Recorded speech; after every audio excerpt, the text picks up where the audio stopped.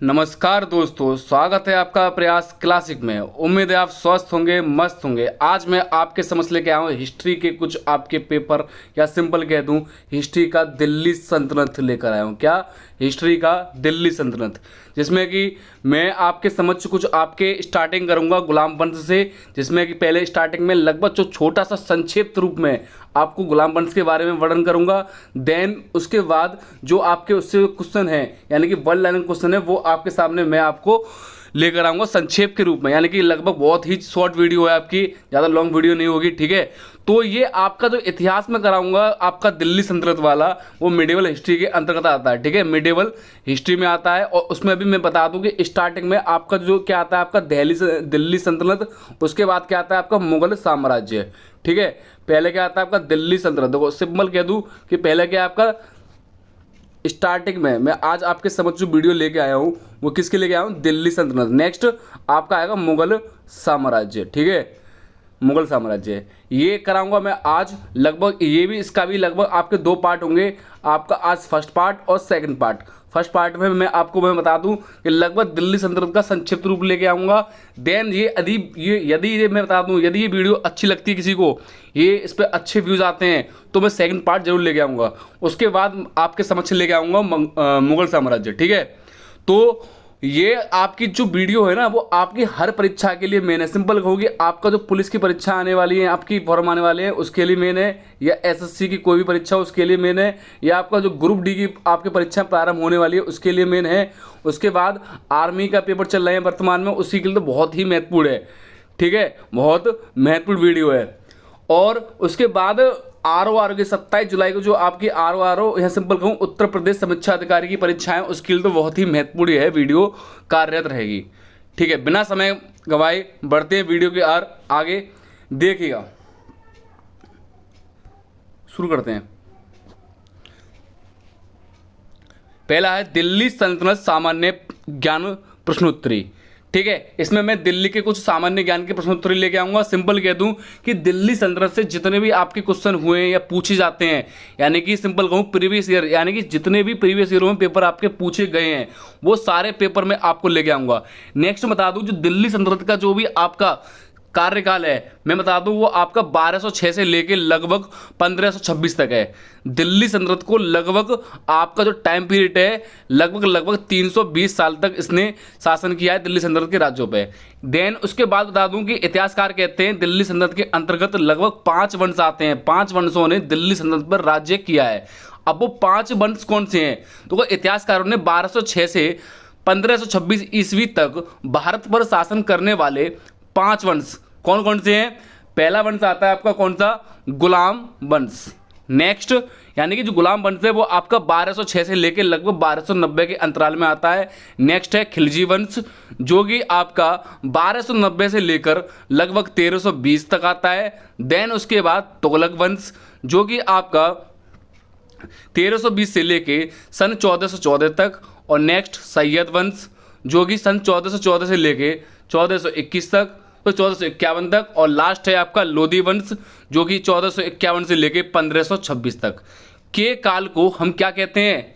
दिल्ली सल्तनत का काल कहते हैं। यानी कि टोटल ओवर ये आपके लगभग 300 वर्ष तक इन्होंने शासन किया है। या तो सिंपल इसको दिल्ली सल्तनत कह देंगे, या आपका इसको कहते हैं सल्तनत ए हिंद। सल्तनत ए हिंद कहा जाता है किसको? दिल्ली सल्तनत को। ठीक है, ये कुछ आपका ये वर्णन है। ऐसे आपके दिल्ली जो महाराज थे, जो भी राजा थे, वो आपके कुछ ऐसे वर्णन करते हैं। ठीक है, बिना समय गवाए बढ़ते हैं आगे। दिल्ली सल्तनत 1226 से लेके 1526 ईस्वी के राजवंश, यानी कि इससे पूर्व जो मैंने बताए थे लगभग जो आपके 5 वंश हैं, यानी कि दिल्ली सल्तनत पर लगभग जो 5 वंशों ने जो राज किया है वह कौन कौन से हैं, उसका थोड़ा संक्षिप्तीकरण में और समझिएगा। संक्षिप्तीकरण कहता हूँ कि आपका जो आपकी मैंने अभी समय अवधि बोली है, यानी कि इससे पूर्व जो आपको जो स्लाइड गई थी उसमें मैंने बोला था वो कौन कौन से थे। तो इसमें मैं बता दूं कि आपकी क्रमांक संख्या से लेकर आपका राजवंश का नाम या समय काल या संस्थापक, वो सभी चीज़ मैं आपको लिख दूंगा कि स्टार्टिंग में जो इसका वंश का जो टाइम पीरियड है वो लगभग कब से कब तक स्टार्ट हुआ था और कब आपका इसका एंड हुआ था। देन उसके बाद उसका संस्थापक कौन है। तो पहले आता है आपका गुलाम वंश, जो कि आपका 1206 से लेके लगभग 1320 ईस्वी तक चला। यानी कि गुलाम वंश लगभग 1206 से लेके सन 1320 तक चला, जिसका आपका संस्थापक कौन है? कुतुबुद्दीन ऐबक। यानी कि पेपर में आता है यदि गुलाम वंश का संस्थापक पूछ ले तो कौन है? कुतुबुद्दीन ऐबक। लेकिन वास्तविक संस्थापक पूछ ले तो कौन होता है आपका? इल्तुतमिश। यानी कि कुतुबुद्दीन ऐबक आपका कौन था? कुतुबुद्दीन ऐबक आपका मोहम्मद गौरी का गुलाम था। लेकिन मैं बता दूं कि कुतुबुद्दीन ऐबक का गुलाम कौन था आपका? इल्तुतमिश। यानी गुलामों को गुलाम किसे कहा जाता है? इल्तुतमिश को कहा जाता है। यानी कि कुतुबुद्दीन ऐबक ने कभी राजा की उपाधि धारण नहीं की, लेकिन इल्तुतमिश ने की थी। और इल्तुतमिश आपके कुतुबुद्दीन ऐबक के पुत्र को मारकर राजगद्दी पर विराजमान हुआ था, इसलिए उसको दिल्ली सल्तनत का वास्तविक संस्थापक के रूप में जाना जाता है। नेक्स्ट है खिलजी वंश, जिसका शासनकाल 1290 से लेकर सन 1320 ईस्वी तक चला था, जिसका जो आपका संस्थापक है वो कौन है? आपका जलालुद्दीन खिलजी, या इसका अन्य नाम से कहते हैं जलालुद्दीन फिरोज खिलजी। नेक्स्ट है तुगलक वंश, जिसका आपका शासनकाल है 1320 से लेके सन 1414 ईस्वी तक, जिसके आपके संस्थापक हैं गयाजुद्दीन तुगलक। सेकंड लास्ट वंश है आपका सैयद वंश, जिसका शासनकाल है सन 1414 से लेके 1451 तक, जिसके आपके संस्थापक हैं खिज्र खां। लास्ट है आपका लोधी वंश, जो आपका 1451 से लेके 1526 ईस्वी तक चला था, जिसके आपके संस्थापक हुए बहलल लोधी। इसी में लगभग आपके 3 संस्थापक होते हैं, बहलल लोधी, सिकंदर लोधी और लास्ट आपका इब्राहिम लोधी। ठीक है, और इब्राहिम लोधी ही बाबर के साथ इसका युद्ध होता है 1526 ईस्वी में, पानीपत का प्रथम युद्ध। और सिकंदर लोधी ने ही आपकी आगरा की स्थापना की थी। किसमें? आपकी लोधी वंश का दूसरा राजा था सिकंदर लोधी, जिसने आपकी आगरा की स्थापना की थी। ठीक है, ये आपका गुलाम वंश का कुछ आपका पैटर्न हो गया, जो संक्षिप्त रूप में आप इसका स्क्रीनशॉट या कुछ भी आपको लिखने के अच्छा लग रहा है उसे लिखिएगा। ठीक है, ये लगभग आप इसे नोट कर लेना, इसे आप नोट अवश्य कर लेना। ठीक है, बढ़ते हैं नेक्स्ट आपकी स्लाइड की ओर, जो भी आपका इस स्लाइड के बारे में लगभग कुछ और संक्षिप्त रह गया है। ठीक है, और संक्षिप्त की बात करूं, लगभग इसमें आपका जो मेन पैटर्न है 5 वंश है वो मैंने बता दिया है। किस वंश के जो संस्थापक है वो मैंने आपको बता दिए हैं। ठीक है, जो भी आपके संस्थापक हैं उसका मैंने वर्णन आपके इसके समझ कर दिया है। ठीक है, और जो भी संस्थापक बहुत पूछता है उसका अवधि पूछता है। और बढ़ते हैं इसको, मतलब इस स्लाइड का आप स्क्रीनशॉट जरूर ले लीजिएगा, स्क्रीनशॉट या लिखित रूप में आप अपनी कॉपी पे नोटबुक पर इस पे इसको जरूर कीजिएगा कि आखिर इसको क्या कहते हैं। ये बहुत ही कार्यरत होता है हर परीक्षा की श्रेणी से। ठीक है, 5 वंश आपके कंप्लीट हो चुके हैं। बिना समय गवाए अब आगे की स्लाइड की ओर हम कार्यरत हैं। किसी ने अगर यदि नोट कर लिया हो या नोट करते हैं, इसलिए मैंने थोड़ा रुका हुआ हूँ क्योंकि इसलिए। ठीक है, आगे के नेक्स्ट स्लाइड में देखिएगा, दिल्ली सल्तनत सामान्य ज्ञान प्रश्नोत्तरी। यानी कि पहला क्वेश्चन जो आपका गिवन है वो कौन सा है? आपका दिल्ली सल्तनत का संस्थापक कौन है? तो अभी मैंने बताया था कि दिल्ली सल्तनत का संस्थापक पूछता है तो कौन आता है? कुतुबुद्दीन ऐबक। लेकिन वास्तविक संस्थापक पूछता है तो आपका कौन आता है? इल्तुतमिश। नेक्स्ट में बात करूं कि कुतुबुद्दीन ऐबक की राजधानी कहाँ थी? आपकी लाहौर थी। और कुतुबुद्दीन ऐबक ने कुतुब मीनार का निर्माण करवाया था, जिसमें लगभग 5 मंजिला हैं कुतुब मीनार में। और कुतुब मीनार की जो लंबाई है वो लगभग आपकी 72.5 मीटर के अप्रोक्सीमेट है। और एक बार कुतुब मीनार पर यदि बता दूं 5 मंजिला है, लेकिन कुतुब मीनार को जो पूर्ण कराता है, यानी कि 2 मंजिल लगभग कौन बनाता है? कुतुबुद्दीन ऐबक। बाकी की जो मंजिला है वो कौन बनाता है? इल्तुतमिश। ठीक है, एक बार आपकी कुतुब मीनार पर क्षतिग्रस्त होती है बिजलीकरण के कारण, उसको कौन पूरी कराता है? फिरोज शाह तुगलक। देन उसके बाद भूकंप आता है, उससे कौन पूरा कराता है? सिकंदर लोधी। फिर उसके बाद ब्रिटिश साम्राज्य भी कराता है। वर्तमान में आपने कुतुब मीनार देखी ही होगी, दिल्ली में अव्यवस्थित है। नेक्स्ट, पोलो चौगान खेलते समय घोड़े से गिरकर मरने वाला सुल्तान कौन था? वो भी आपका कुतुबुद्दीन ऐबक था। इसके शासनकाल की अवधि लगभग 1206 से लेकर 1210 तक थी। नेक्स्ट, ब्राह्मणों पर जजिया कर लगाने वाला सुल्तान कौन था? फिरोज शाह तुगलक। जजिया कर का जो प्रारंभ किया था भारत पर, जो आपके गैर मुस्लिम लोगों से ले जाता था, वो आपका मोहम्मद बिन कासिम ने लगाया था। नेक्स्ट, लोह की नीति अपनाने वाला सुल्तान कौन था? बलबन।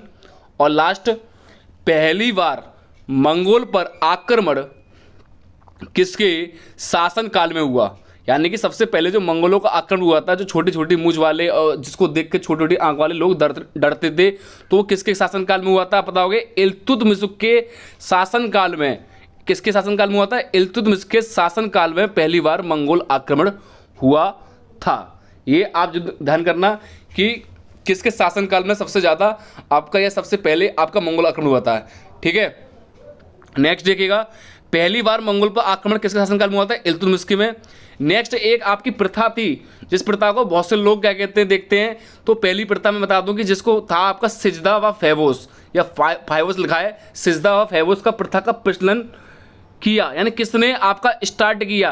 वो किसने किया था? बलवन। सिजदा मतलब जैसे कि आपका राजा जैसे आपका दरबार में प्रारंभ घुसता है, यानी कि आपका एंटर करता है, तो उसके समक्ष आपके व्यक्ति जो हुआ करते थे दरबारी, वो झुका करते थे। फेवोस यानी कि उसके हाथों को चूमना, जो भी ऐसी कुछ बात थी, तो वो आपके फेवोस। वो आपका प्रारंभ किसने किया था? बलवन ने। नेक्स्ट, तैमूर लंका आक्रमण कब हुआ? 1398 ईस्वी में। अगला क्वेश्चन देखिएगा, चांदी का टकावा तांबे का जीतल का प्रचलन किसके शासनकाल में शुरू हुआ था? तो यह आपका जो रेड से लिखा हुआ है, ये बहुत ही महत्वपूर्ण है। बहुत आपकी परीक्षा की दृष्टि से बहुत पूछा जाता है कि चांदी का टक्का या आपका जो भी तांबे का जीतल है, उसका जो स्टार्टिंग कराई है, वो आपके गुलाम वंश के वास्तविक संस्थापक इल्तुतमिश ने कराई थी। ठीक है, अगला क्वेश्चन देखिएगा, दिल्ली सल्तनत में अख्ता, देखो अख्ता नहीं है, इख्ता, दिल्ली सल्तनत में इख्ता प्रणाली का प्रारंभ किसके शासनकाल में हुआ? इल्तुतमिश। देखो गुलाम वंश में आपके जब से ज़्यादा मैं बता दूं, इल्तुतमिश और रजिया सुल्तान और बलवन, और इसका जो संस्थापक है वो कौन है? आपका कुतुबुद्दीन ऐबक। ये बहुत ही महत्वपूर्ण है, इनको तो आपको बहुत ही गौर से पढ़ना है अच्छी तरह।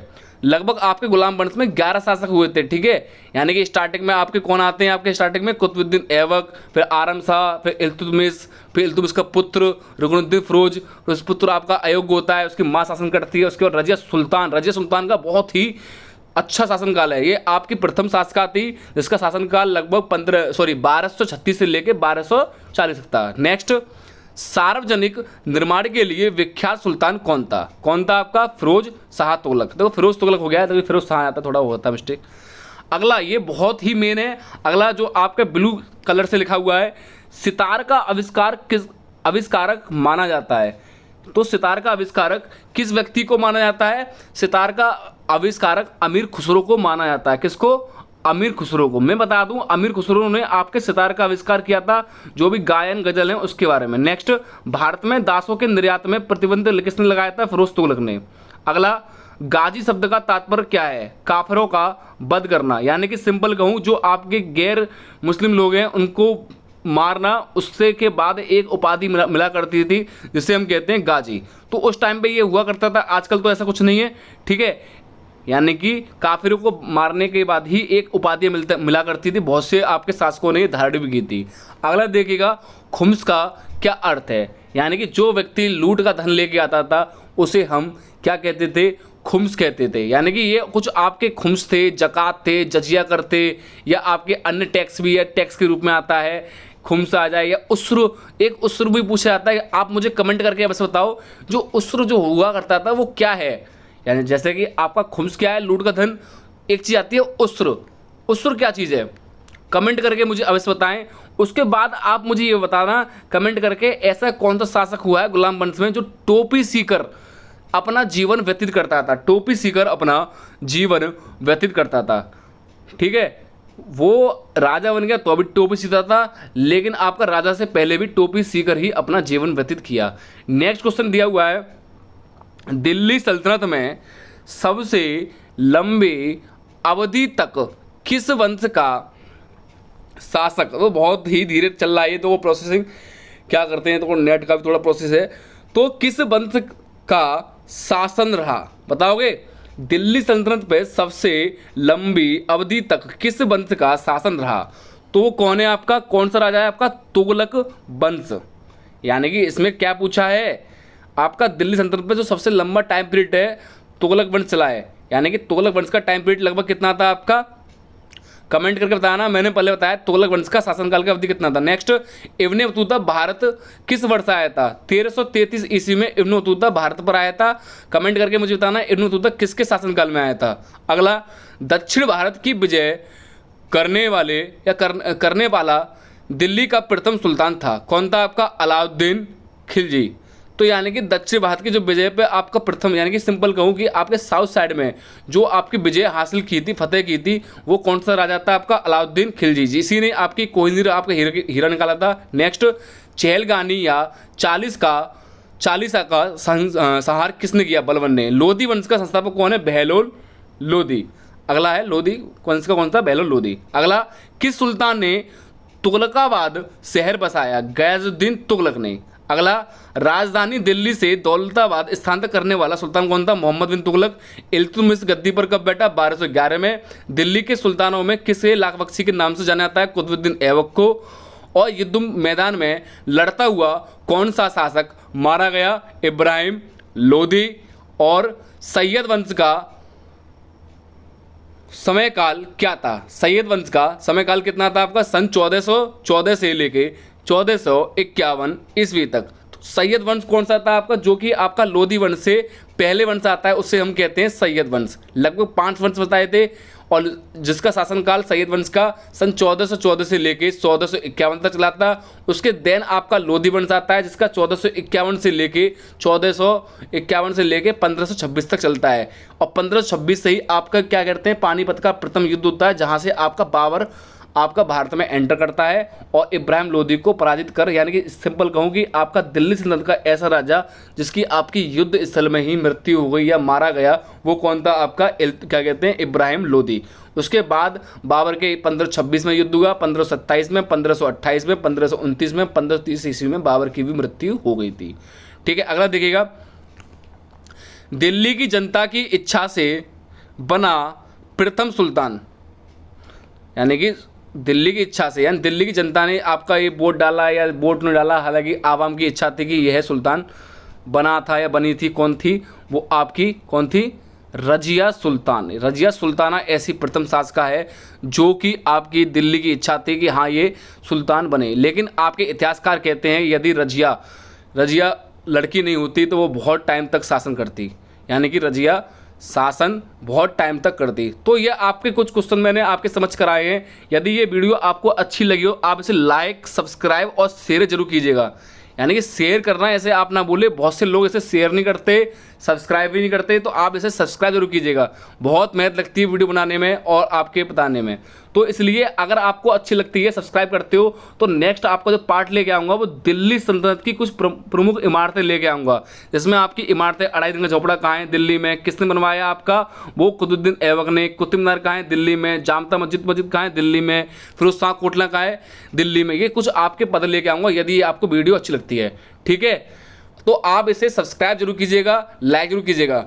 ठीक है, और ये आपका कुतुब मीनार कहाँ है? किसने बनवाई थी? आपकी ऐबक ने। ठीक है, यदि चलती है तो आपकी सब्सक्राइब कीजिएगा। धन्यवाद। जय हिंद, जय भारत।